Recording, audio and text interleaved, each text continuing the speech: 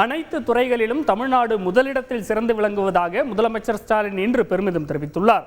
இதனிடையே பிரதமரின் ரோட் ஷோவை விமர்சித்த அதிமுக பொதுச் செயலாளர் எடப்பாடி பழனிசாமிக்கு தமிழக பாஜக தலைவர் அண்ணாமலை இன்று பதிலடி கொடுத்துள்ளார். தகவல்களை விவரிக்கிறார் செய்தியாளர் ராமசுந்தரம்.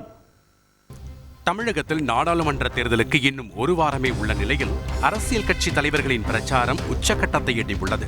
ஆங்கில நாளிதழுக்கு முதலமைச்சர் ஸ்டாலின் இன்று அளித்துள்ள பேட்டியில் அனைத்து துறைகளிலும் தமிழ்நாடு முதலிடத்தில் சிறந்து விளங்குவதாக மத்திய அரசின் ஆய்வறிக்கைகளை சுட்டிக்காட்டி பெருமிதம் தெரிவித்துள்ளார்.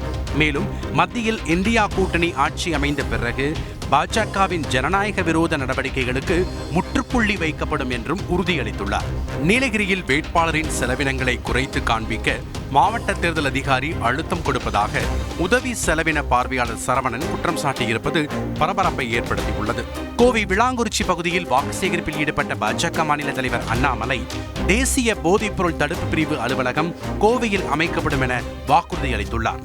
பின்னர் செய்தியாளர்களிடம் பேசிய அவர், பிரதமர் மோடி தமிழகத்தில் நடத்தியது ரோட் ஷோ அல்ல, மக்கள் தரிசன யாத்திரை என விளக்கமளித்தார். மக்களை தரிசிப்பதற்காக எங்களுடைய தலைவர்கள் வீதியில் வந்து மக்களை சந்தித்து விட்டு செல்கின்றார்கள். இது எப்படி தவறாகுங்க? இபிஎஸ் ரோட் ஷோ போக சொல்லுங்கண்ணா, எவ்வளவு பேர் வர்றாங்கன்னு பார்ப்போம். இன்னைக்கு தமிழ்நாட்டில் இருக்கக்கூடிய தலைவர்களுக்கு என்னன்னா, அவர்கள் வீதியில் வந்தால் யாரும் பார்ப்பதற்கு மக்கள் தயாராக இல்லை. அதே சமயம் பாஜக கூட்டணியால் தான் கடந்த தேர்தல்களில் அதிமுக தோல்வி அடைந்ததாக முன்னாள் அமைச்சர் ஜெயக்குமார் விமர்சித்துள்ளார்.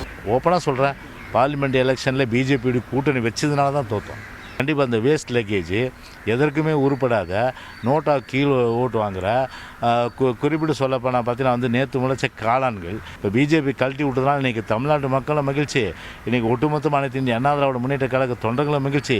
இந்நிலையில் சிவகங்கை பாஜக வேட்பாளர் தேவநாதனை ஆதரித்து காரைக்குடியில் நாளை நடைபெற இருந்த அமித்ஷாவின் ரோட் ஷோ ரத்து செய்யப்பட்டுள்ளது.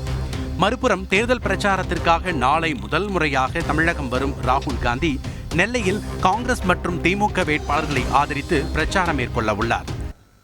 ராமசுந்தரம், தமிழகம் வரும் ராகுல் காந்தி எங்கெல்லாம் வாக்கு சேகரிக்கிறார், அவரது பிரச்சார பொதுக்கூட்டம் பயண திட்டம் பற்றிய கூடுதல் விவரங்கள் சொல்லுங்க. நெல்லை, தூத்துக்குடி உள்ளிட்ட 8 நாடாளுமன்ற தொகுதி வேட்பாளர்களை ஆதரித்து நாளைய தினம் நெல்லையில் நடைபெறக்கூடிய பிரச்சார பொதுக்கூட்டத்தில் ராகுல் காந்தி கலந்து கொள்கிறார். கோவையிலிருந்து ஹெலிகாப்டர் மூலம் வரக்கூடிய ராகுல் காந்திக்கு காங்கிரஸ் கட்சி சார்பில் பிரம்மாண்ட வரவேற்பு அளிக்கப்படுகிறது. தொடர்ந்து திறந்தவெளி வாகனத்தில் நின்றவாறு ஹெலிகாப்டர் தளத்திலிருந்து பொதுக்கூட்ட மேடை வரைக்கும் வந்து பொது வேட்பாளர்களுக்கு ஆதரவாக ரோட் ஷோ மூலம் வாக்குகளை சேகரிக்கிறார்.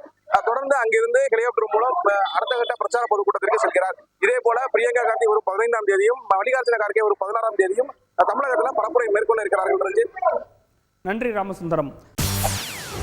செய்திகளை உடனுக்குடன் தெரிந்து கொள்ள உடனே சப்ஸ்கிரைப் பண்ணுங்க.